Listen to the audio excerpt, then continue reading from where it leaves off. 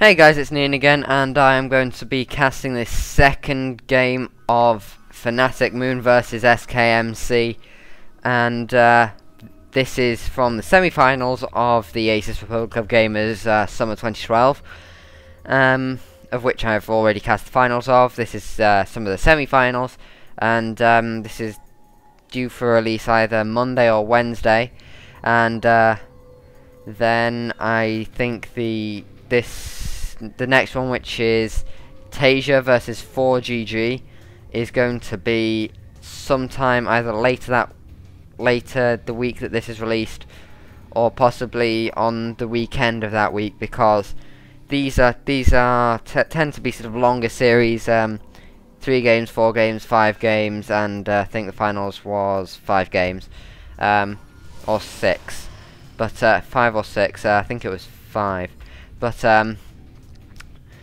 so they take longer to encode, and I like to release them as a sort of bunch, so I've not got like game 1 and then you have to wait a day for game 2, especially if they're just short games. I mean, some of Tasia's games are just short.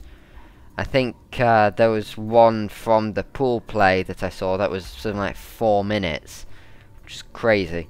So that will barely take any time to upload anyway, but encoding and uploading at the moment is my main sort of time sink, I suppose, which is actually why there aren't really going to be many more episodes of Surviving the Bronze League. They're going to be quite sporadic now, mainly because I'm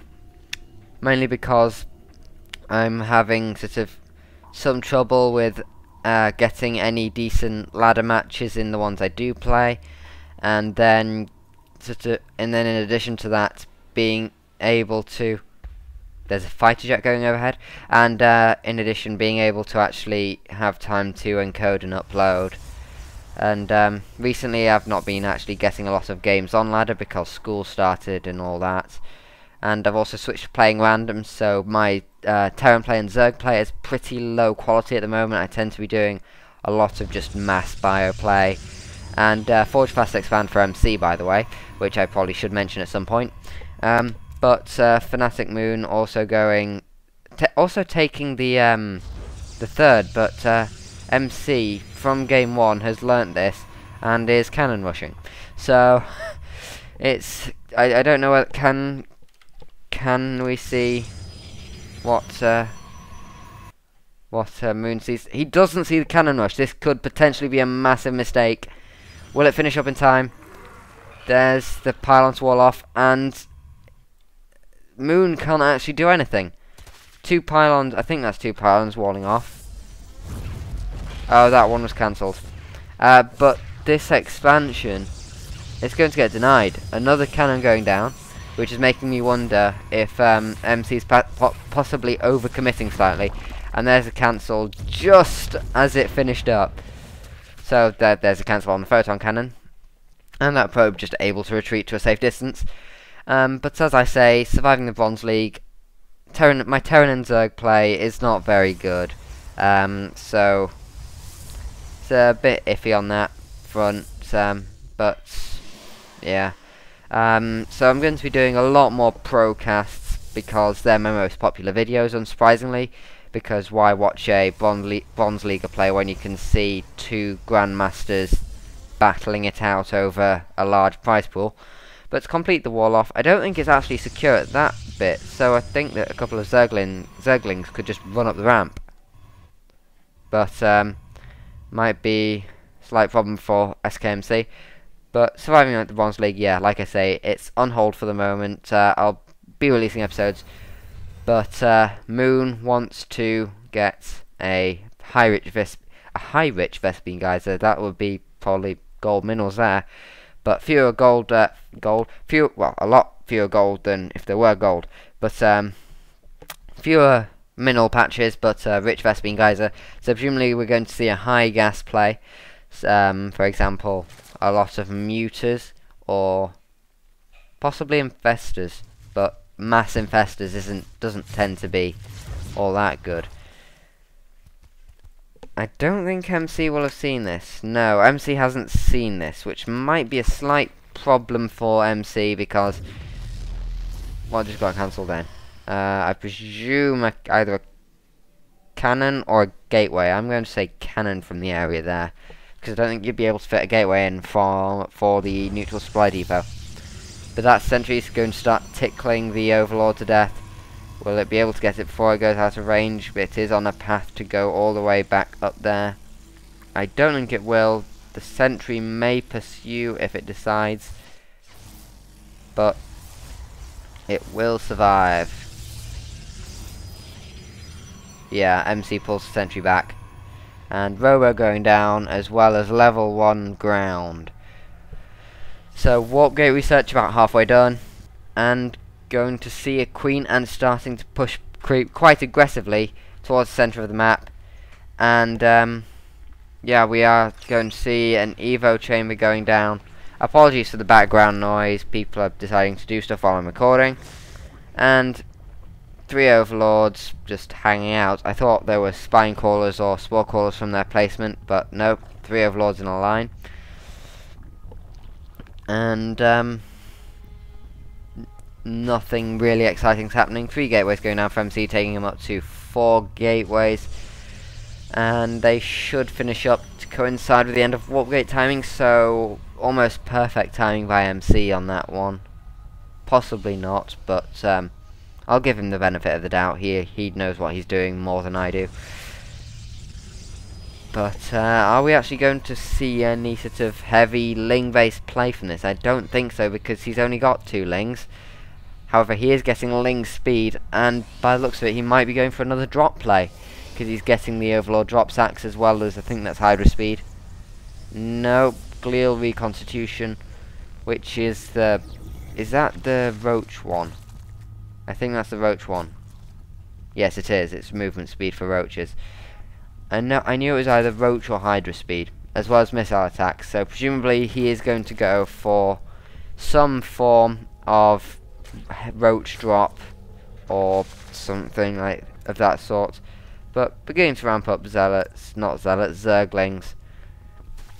Both tier 1 units beginning in Z. And taking down the ramp slowly but surely. MC pushing out, probably going to try and take 3rd, or just check that there's no proxy hatch or any crazy cheese like that. But 2 pylons going down, because pylons are good. Basically put, pylons are good. Looks as though there might be a tiny bit of oversubscription at this mineral line. Yeah, just 1 probe oversubscribed. These things happen. It's not that much to get worked up about. And I think those warp gates are finished up. Another 3, so now 7 gates.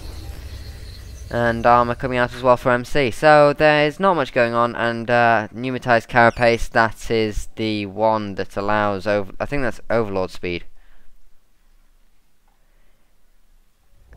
The question is, can I actually remember my upgrades? Ventral sacks, pneumatized carapace, that allows something. Yes, movement speed. So Zerg speed coming, kills that one Zergling. I feel sorry for that Zergling. He's just like, I'm gonna get vision, I'm gonna get vision, I'm gonna get vision. Oh, but going to take out the destructible rocks in the center of the map, provide access. The Roaches see the rocks getting taken out. I think he's aware that there's, yes, he's aware that there's absolutely nothing in the center in his base. So he will decide to go for the drop play. But will it be enough? Will this just be a general base race scenario, or will it be something extra?